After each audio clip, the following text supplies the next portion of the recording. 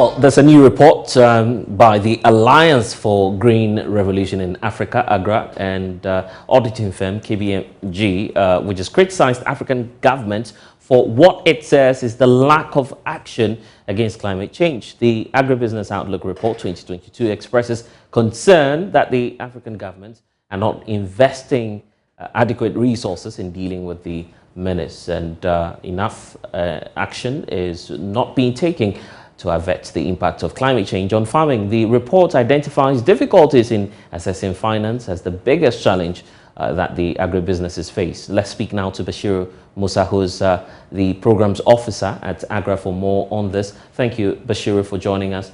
So help us understand what the Agribusiness Outlook Report is all about, first of all, and why the focus this year on issues of climate change. Thank you very much for having me. Basically, the Agribusiness Outlook Report is a result of a survey conducted on captains of industry to explore opportunities, growth potentials, and the challenges, facing the agribusiness ecosystem in Africa. Essentially, the report basically is a barometer that provides insight into the priority areas of interest to the private sector that, if resolved, would boost their investment into the agricultural sector and make them more competitive. And so this year's report is captioned Agribusiness in Unprecedented Times, Challenges and Opportunities for CEOs in Africa. The overall feedback that we are gathering basically from the survey is that the unexpected growth opportunity that the COVID-19 provided or presented to the growing companies was not planned for. Hence, systems, infrastructure, technologies are not adequate to support and manage business expansions. And so this particular report provides some kind of highlights into the challenges and opportunities that are facing SMEs, especially in the agribusiness arena. Now, we know that the report actually lists a number of priority areas that attention should be paid to. Can you share some of them with us? Yeah, thank you very much. The emphasis basically is on innovative financing models for the agricultural sector. Just like you rightly mentioned, I mean, one of the serious casualties in terms of, the agribusiness landscape is access to finance. SMEs believe that blended finance is the way out of these, problems that we currently facing. And so they actually believe that if we can really, support the SMEs with access to finance, that looks at how we can really reduce the risk, embedded in agriculture.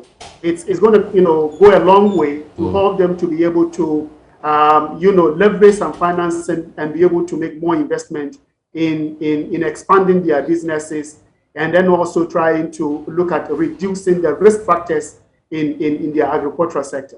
I guess your report is not oblivious of the fact that many governments, as we speak, are having difficulties with financing. Fiscal spaces are tight all across Africa, which calls for perhaps a public-private initiative to fund some of these developmental projects. How about that too? Yeah, that is also very important, because if you look at the landscape is very big. The government alone cannot do it. That is why we are looking at encouraging public-private partnership to really be able to scale up some of these very good innovative models that the SMEs are currently implementing. It will interest you to know that one of the difficulty, like I mentioned, is access to finance. But then if we have a structure that, looks at blended finance, for instance, where risk is factored into the equation, it provides for, the need for agricultural insurance, providers to be in the equation.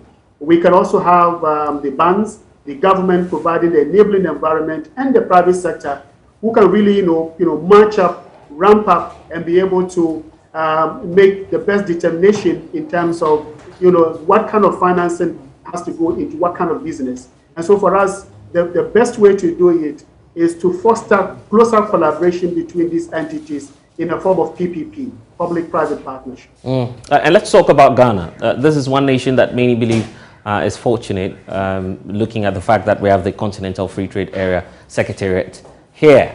Are there any measures that the government could take in leveraging on these opportunities that we have with the AfTA? Yeah, AfTA, on record is the largest continental market, which basically we're talking about 1.3 billion people with a combined GDP of about $3.4 trillion. This is an enormous opportunity for Africans. And so the implication is that, the agreement creates one of the largest demand pool markets for Africans. And so AfTA agreement also creates an opportunity for domestic reforms and trade liberalization, which we are advocating for. But then I think one of the biggest challenge has to do with the removal of non-tariff barriers, which is one of the greatest threats to realizing the potentials of the AfTA. And so what we are encouraging government across Africa to do is to look at, in terms of concrete steps, what can we do in our own small corner to reduce or remove the non-tariff barriers, which businesses, especially the SMEs, are basically complaining about. So do you have any other recommendations that we could use or some of the other approaches that we could adopt in doing things differently so as to improve the sector? Thank you. I think based on what I've said before, the report basically is very clear in terms of the way forward. What really the business captains are really asking for is for government to be very deliberate in promoting blended finance, where, there is PPP, public-private partnership, getting everybody into the fold to really move the agenda of promoting SMEs, up. And then secondly, basically what is coming from the SMEs is also that we are encouraging them to adopt different growth strategies based on their specific circumstances. For instance, we are talking about strategic partnership, acquisition, market penetration, product development to really be able to be more competitive in Africa.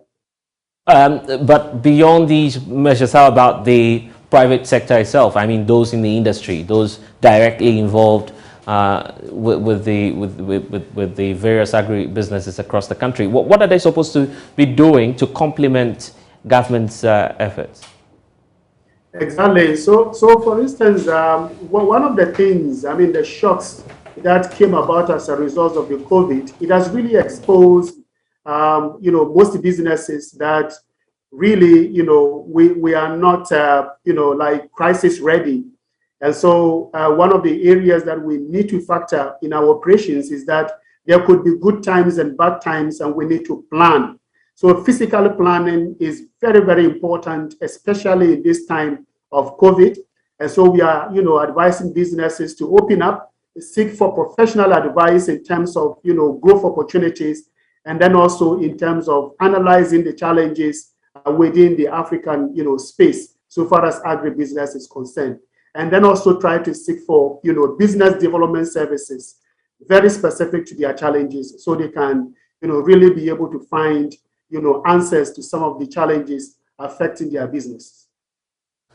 Bashiru Musa, I'm grateful that you've been able to join us today on The Pulse. Thank you very much for having me. Thank you.